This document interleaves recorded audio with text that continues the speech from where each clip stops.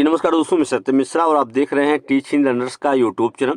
यहाँ पे दोस्तों बीपीएससी की तरफ से एक नोटिस जारी हुआ है जो कि प्रधान शिक्षक भर्ती व प्रधानाध्यापक शिक्षक भर्ती परीक्षा से संबंधित महत्वपूर्ण जानकारी है, जो कि उम्मीदवारों के लिए यहाँ पे सूचना है कि जो लोग यहाँ पे परीक्षा में शामिल हुए हैं सबके लिए जरूरी जानकारी है, देख लीजिएगा। ठीक है, परीक्षा में जाने से पहले ये पूरी जानकारी आप ध्यान से पढ़ लीजिएगा। अब सबसे पहले यहाँ पे कहा गया कि अभ्यर्थी परीक्षा प्रारंभ होने के 2.5 घंटा पहले ही आपको परीक्षा केंद्र पे पहुंच जाना है और परीक्षा प्रारंभ होने के 1 घंटा पहले ही आपका जो प्रवेश है वो बंद कर दिया जाएगा। उसके बाद आपको किसी प्रकार की कोई अनुमति नहीं दी जाएगी। तो समय से आप अपने विद्यालय पहुंचिए जहां पे भी आपका सेंटर पड़ा है।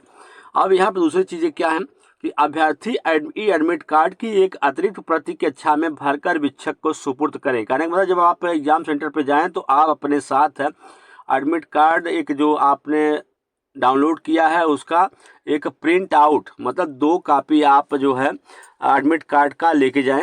और करना क्या है उसमें, एक तो आपको अपने पास रखना है और एक वहाँ पे शिक्षक को सुपुर्द करना है, मतलब उसमें भर कर उसको सिग्नेचर करके उसको जो आपके कक्षा में शिक्षक रहेंगे उनको देना है।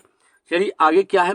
अब देखिए दोस्तों, यहाँ पे ओएमआर सीट को लेके भी अपडेट है कि ओएमआर सीट में क्वेश्चन बुकलेट सीरीज जो है अंकित रहेगा। आपको ओएमआर सीट में क्वेश्चन बुकलेट का सीरीज आपको नहीं लिखना है, ठीक है। ये पहले से आपके जो ओएमआर सीट रहेगी उस पर पहले से दिया रहेगा। अभ्यर्थी को करना क्या है, अभ्यर्थी ओएमआर सीट में अपना रोल नंबर लिखेंगे। वहाँ पे ऊपर की तरफ दोस्तों आपको अपना जो है रोल नंबर लिखना पड़ेगा, फिर उसको गोला भरना पड़ेगा, ठीक है। तो क्वेश्चन बुकलेट का जो सीरियल नंबर है वो आपके पहले से ही आपके ओएमआर सीट में मौजूद रहेगा। सिर्फ अभ्यर्थियों को अपना रोल नंबर लिखना है और उसके नीचे जो भी गोला दिया है उस गोले को फिल करना पड़ेगा। आगे की चीजें देखिएगा, कहा गया है कि इस परीक्षा में उम्मीदवार को अपबंधित रूप से प्रवेश की अनुमति दी जा रही है और उम्मीदवार को निर्गत प्रवेश पत्र में यह स्पष्ट रूप से अंकित किया गया है कि उनकी पात्रता के संबंध में ऑनलाइन किए गए प्रविष्टि में अंकित तथ्य के आधार पर विधिवत जांच या सत्यापन के पश्चात उन अभ्यर्थियों पर आयोग या विभाग द्वारा निर्णय लिया जाएगा।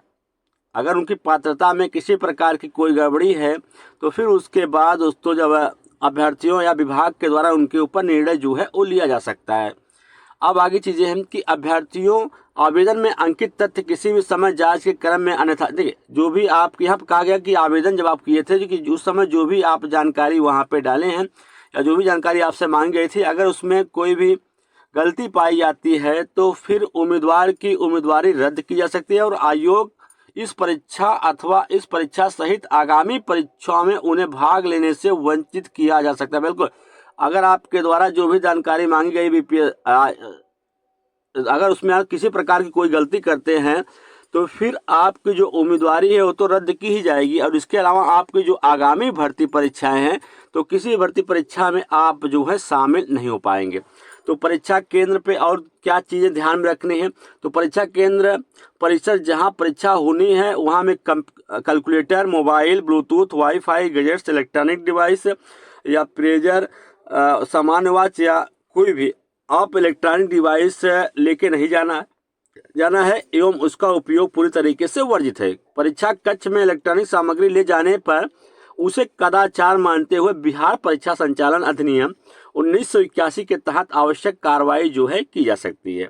कदाचार हुए जाने की स्थिति में इस परीक्षा सहित आगामी 5 वर्षों के लिए तथा परीक्षा से संबंधित भ्रामक एवं सनसनीखेज अफवाह फैलाने की स्थिति में 3 वर्षों के लिए आयोग की परीक्षाओं से वंचित किया जा सकता है। तो इन सब चीज़ों को बहुत ज़्यादा ध्यान में देने की जरूरत है कि आप किसी ऐसी गलती न करें कि फिर आप जो है आगामी परीक्षाओं में शामिल न हो पाए या आगामी परीक्षाओं से आपको वंचित कर दिया जाए।